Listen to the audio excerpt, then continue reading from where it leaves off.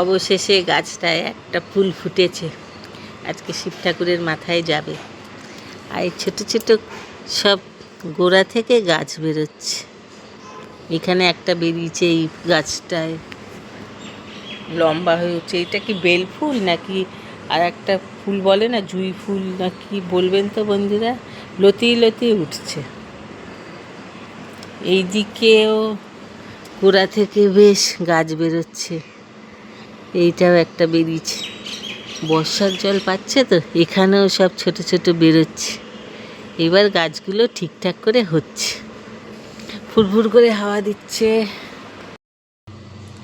নমস্কার বন্ধুরা, আশা করি সবাই খুব ভালো আছেন, সুস্থ আছেন। আর একটা নতুন দিনে আপনাদের সবাইকে স্বাগত আমার চ্যানেলে। ছেলে এইমাত্র বেরিয়ে গেল, ওর কলেজ আছে। আজ তো শনিবার। কর্তামশাই তো অনেক আগেই বেরিয়েছে। ঘুম থেকে উঠে আজকে একটু দেরি করেই উঠেছি। দেখলাম যে আজকে তো অফিস টফিস নেই। ঘুম ভেঙে যায়, কর্তামশাই ওঠে যখন তখন ঘুম ভেঙে যায়, কিন্তু উঠতে ইচ্ছে করে না, শুয়ে থাকি।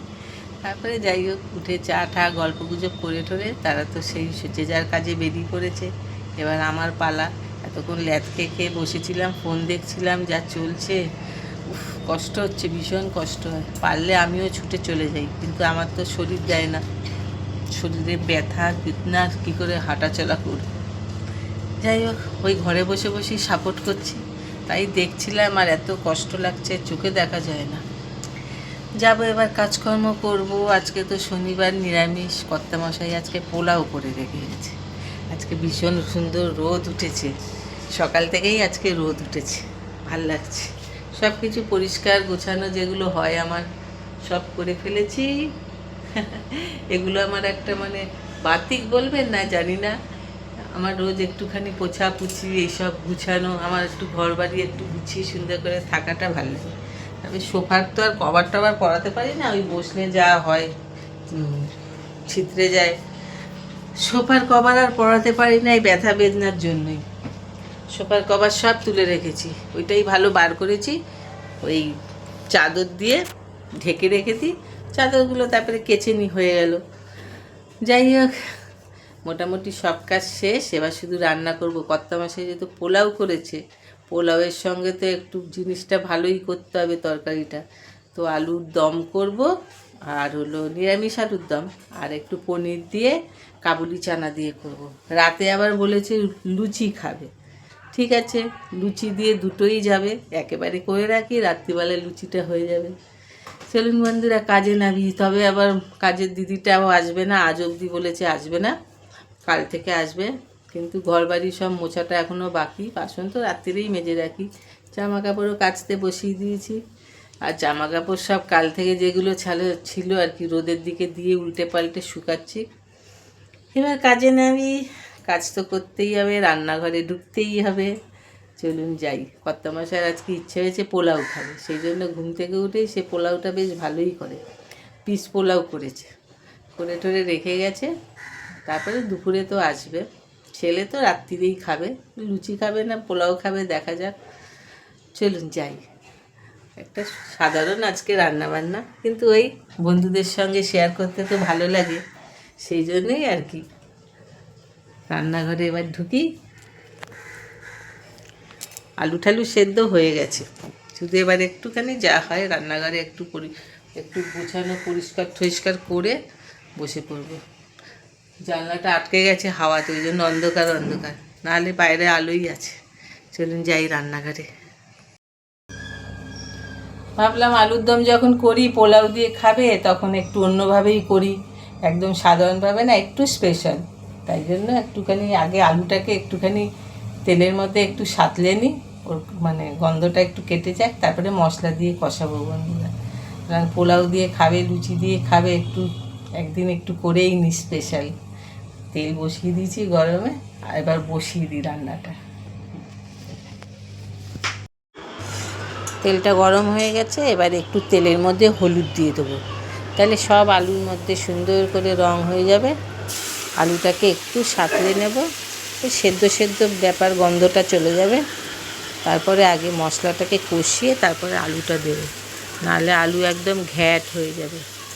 এখন একটু অল্প পরিমাণে নুন দিলাম, পরে যতটা লাগে দেব।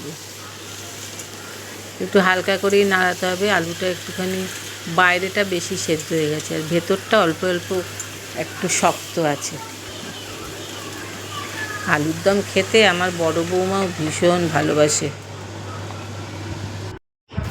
আর একটু তেল দিয়ে দিয়েছি, দিয়ে দিলাম জিরে আর তেজপাতা ফোড়ন। তেল ছিটোই না তো হাতে মুখে এসেছে তো একটু। এবার দেবো আদা আর কাঁচা লঙ্কা বাটা। সুন্দর গন্ধ বেরোয় আদাটাতে, তো একটা সুন্দর গন্ধ। তেলের মধ্যে দিলেই, বেশি কড়া করব না, আদা তো বেশি ভাজতে লাগে না। এবারে মশলাটাকে দিয়ে দেবো।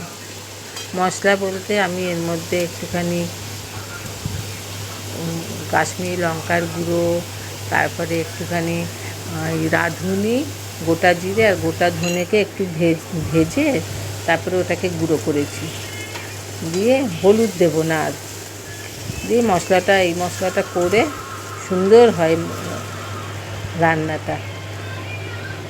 একটু পরিমাণ মতো নুন দিয়ে দিলাম, যদি বেশি হয়ে যায় তাহলে মুশকিল আছে।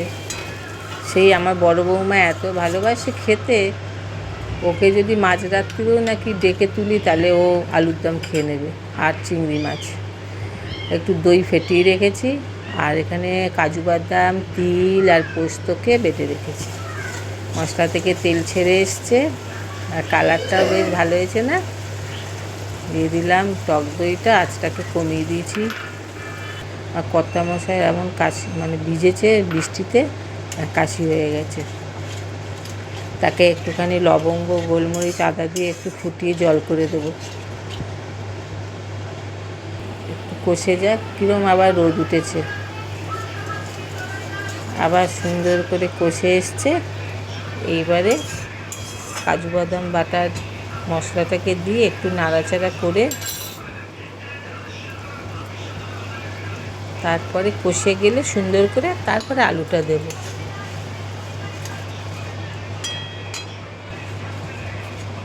এরকম আলুর দম লুচি দিয়ে তো ভালোই লাগে, রুটি দিয়েও ভালো লাগবে, পরোটা দিয়েও ভালো লাগবে।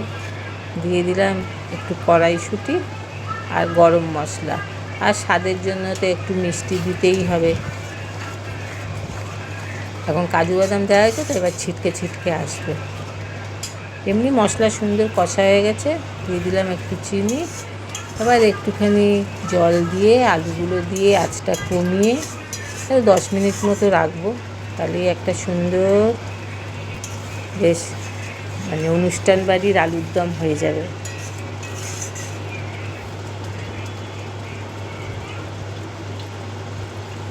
দিয়ে দিলাম একটু পরিমাণ মতো জল, দিয়ে এবার আলুটা দিয়ে ঢাকা দিয়ে দেবো।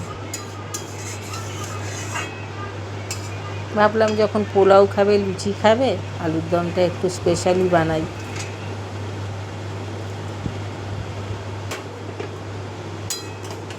ব্যাস একটু ভালো করে নাড়াচাড়া করে দেবো হালকা হাতে, নাহলে আলু আবার ভেঙে যাবে।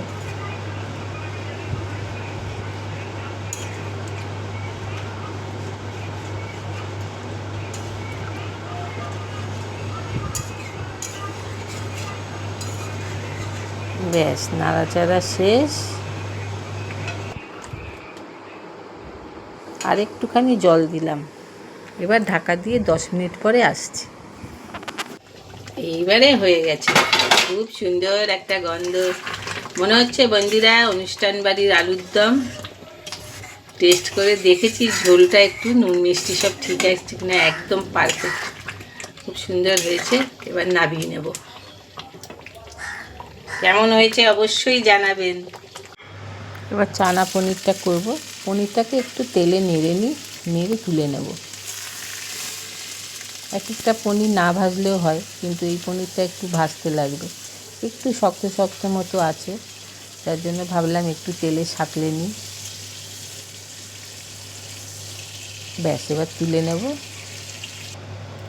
জিরে তেজপাতা ফোড়ন দিয়ে আলুটাকে আগে একটুখানি ভাজা ভাজা করে নেব। আলুতে এমনিতে সেদ্ধই আছে, তবে একটু ভেজে নিলে তরকারির গন্ধটা, স্বাদটা দুটোই বাড়বে।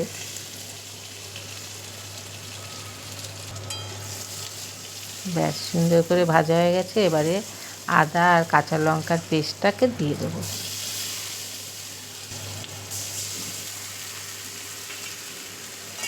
আদা কাঁচা লঙ্কার পেস্টটা এত সুন্দর গন্ধ বেরোয় তেলের ওপরে দিলে। এবার দিয়ে দেবো টমেটো পেস্ট, আর একটু ভালো করে নেড়ে নিই।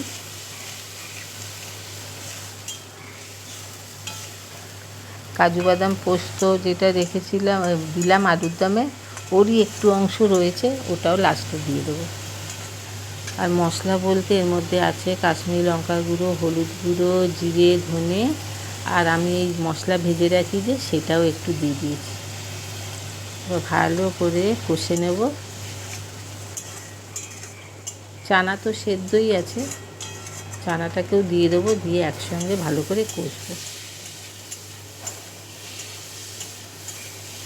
এত সুন্দর গন্ধ বেরিয়েছে না মশলার।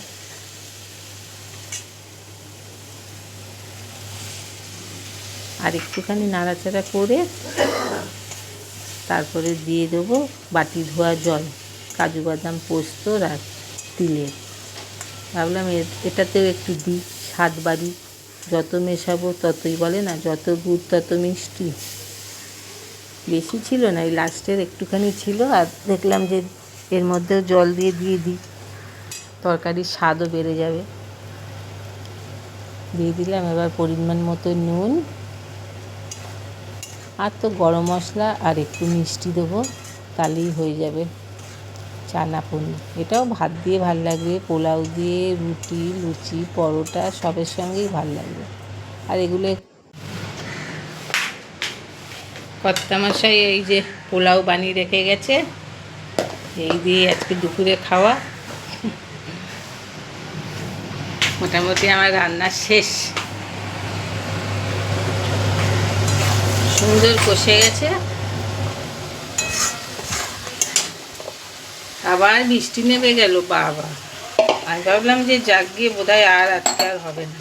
মাঝে মাঝেই মেঘ হচ্ছে আর রোদ উঠছে, মেঘ উঠছে, মেঘ হচ্ছে আর রোদ উঠছে, আর কি যা খুশি বলে যাচ্ছি। আবার নেমে গেছে। এবার দিয়ে দেবো একটু গরম মশলা, আর দেবো স্বাদের জন্য মিষ্টি। দিয়ে দিলাম একটু স্বাদের জন্য মিষ্টি। এবার একটু জল দেবো, দিয়ে ফুটতে দেবো, আঁচটা কমিয়ে দেবো। মিষ্টিও একটু দিয়ে দিয়েছি। এবার থাক 10 মিনিট। অন্যদিন হলে একটু পেঁয়াজ রসুন দিতাম, কিন্তু নিরামিষও মন্দ হয় না। 10 মিনিট পরে আবার আসছি। হয়ে গেছে, উড়ে উড়ে বৃষ্টি পড়ছে দেখুন। এই মাছালাটা না ভালো মাছ দেয়, ইলিশ মাছটা বেশ সেদিন রেখেছিলেন, খুব গন্ধ বেরিয়েছে। এই পাশের বাড়ি রান্না করছিল, শুনলে ভাবলাম আমি লোভ দিচ্ছি। গরমটা যেমনকে তেমন রয়েছে, কিরকম ঝিরিঝিরি বৃষ্টি দেখুন উড়ে উড়ে পড়ছে। তাই কালকে আমার মায়ের হাতে ব্যথাটা রাত্রিবেলায় মোটামুটি কম হয়েছে, লেগে গেছে। পাখা ছেড়ে বসলাম, আর তো তরকারিটা নামিয়ে নিলেই আমার হয়ে গেল আজকে রান্নাবান্না। এবার একটু ঘরটার মুছবো, ঝাড় দেওয়া হয়ে গেছে, জামা কাপড় মেলবো, ব্যাস। আর একটু ব্রেকফাস্ট করবো। কালকে আমার মায়ের হাতের ব্যথাটা যা বলছিলাম অনেকটাই কমেছে। ফিজিওথেরাপি কাল অবধি চলবে, কারণ টানা করতে চাইছে না, একটু হার্ট পেশেন্ট আছে তো, তাই জন্য ফিজিওথেরাপিস্ট বলছে টানা এটা দেওয়া ঠিক না। তো যাই হোক, অনেকটাই ভালো আছে, হাত ওঠানামা করতে পারছে। তারপরে রাত্রিবেলায় ব্যথাটা বেশি বাড়ে, মানে শুয়ে পড়লে পরে। তা বোন ওদের টোটকা আর কি, মানে ওর শাশুড়িও করতো, তার শাশুড়িও করতো, সর্ষের তেলের মধ্যে নুন মিশিয়ে মালিশ করেছে, খুব ভালো রেজাল্ট। তাই আমাকে বলছে মেজদি তোর বাড়িতেও যখন যাবে ওরম করে দিবি। তা কালকে মাকে জিজ্ঞাসা করলাম ভালো ঘুমিয়েছো? তার আগে তো ও রাত্রিবেলায় কী করতো, ওই ব্যথা করতো বলে গরম শেক দিয়ে অয়েলমেন্টগুলো যেগুলো, কিংবা ভলিনি স্প্রে সব দিয়ে দেখেছে, কিছুতেই কমে না। একটু কমে ফের উঠে বসে পড়ে, রাত্রিবেলায় বেশি বাড়ে ব্যথাটা। তো পরশু দিনকে ওইটা একবার ট্রাই করেছিল, মানে রাত্রিবেলায় যখন ওরম ওই আগের ট্রিটমেন্টগুলো করেও যখন ঘুমোতে পারছে না, তখন ওর মনে পড়েছে ওর শাশুড়ি মা যেটা করতেন আর কি। ওর শাশুড়ি মা ও যখন জিজ্ঞাসা করেছিল কেন করো স্পন্ডালাইটিস এসব হাতে ফাতে ব্যথা, তখন উনি সর্ষের তেলের মধ্যে নুন মিশিয়ে বলে আমার, তারপরে ও নিজেও একবার ট্রাই করেছিল। ওর শাশুড়ি মারও ব্যথা থাকতো, জিজ্ঞাসা করেছিল যে কী হয় তুমি এটা দিয়ে দিচ্ছ, কী দিচ্ছ? বলে তখনের দিনে তো এতটা ওষুধ টষুধ খেত না, ওনার শাশুড়ির সময় মানে ঠাকুমার শাশুড়ির সময়, তখন ওনারা এরকমই টোটকা টুটকি দিয়ে কাজ চালাতো। তারপরে ও সেই চেষ্টাটা করলো মায়ের ওপর 2 দিন, মনে ছিল না ওর প্রথম থেকে। তারপরে করাতে মা নিশ্চিন্তে সুন্দর ঘুমিয়েছে আর শান্তি, নাহলে ওরও ঘুম হচ্ছিল না। বাড়ি গেলে পরে মা ভাইও ওরকম জেগে জেগে শেক ঠেক দিত। ভালোই হয়েছে, আমাকে বলছে মেজদি তুইও দে, কিন্তু আমার তো হবে না, কে করে দেবে? বললে করে দেবে, সময় কোথায় সব। তা আমি এক হাত দিয়ে এক হাতে করবো যে সেটাও আমার হবে না, হাতে জোরই পাই না।